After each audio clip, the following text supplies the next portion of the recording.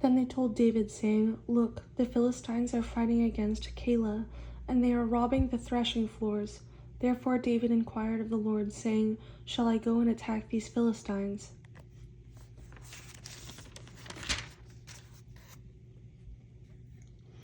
And the Lord said to David, "Go and attack the Philistines and save Keilah." But David's men said to him, "Look, we are afraid here in Judah. How much more then if we go to Keilah against the armies of the Philistines?" Then David inquired of the Lord once again.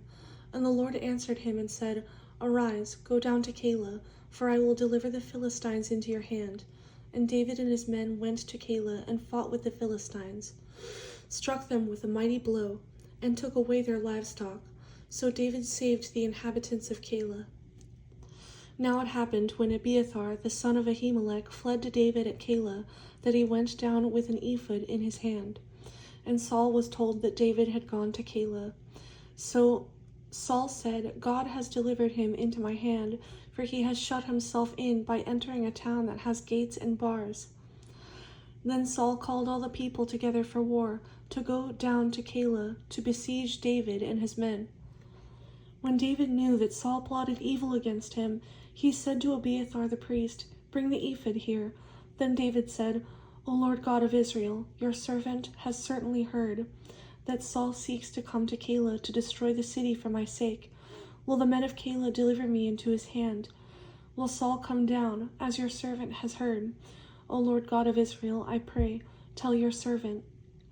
And the Lord said, "He will come down." Then David said, "Will the men of Keilah deliver me and my men into the hand of Saul?"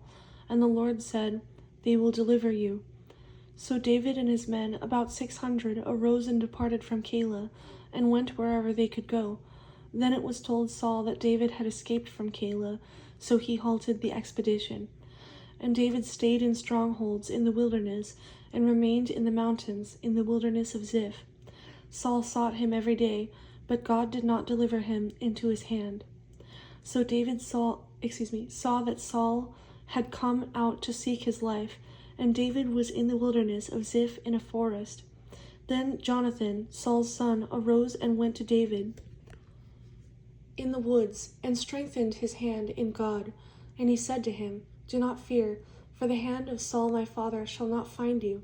You shall be king over Israel, and I shall be next to you.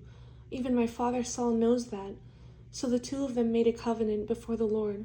And David stayed in the woods, and Jonathan went to his own house. Then the Ziphites came up to Saul at Gibeah, saying, "Is David not hiding with us in strongholds in the woods, in the hill of Hachilah, which is on the south of Jeshimon?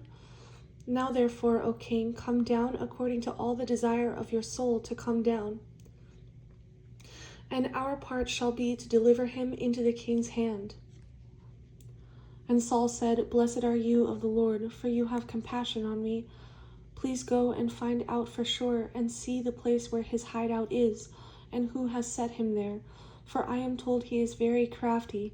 See therefore, and take knowledge of all the lurking places where he hides, and come back to me with certainty, and I will go with you.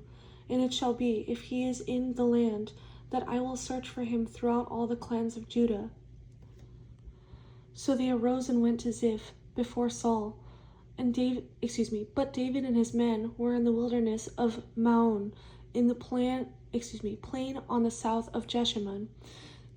When Saul and his men went to seek him, they told David. Therefore he went down to the rock and stayed in the wilderness of Maon. And when Saul heard that he pursued David in the wilderness of Maon, And when Saul heard that, he pursued David in the wilderness of Maon. Then Saul went on one side of the mountain, and David and his men on the other side of the mountain. So David made haste to get away from Saul, for Saul and his men were encircling David and his men to take them. But a messenger came to Saul, saying, "Hurry and come, for the Philistines have invaded the land." Therefore Saul returned from pursuing David and went against the Philistines. So they called that place the Rock of Escape. Then David went up from there and dwelt in strongholds at En-Gedi.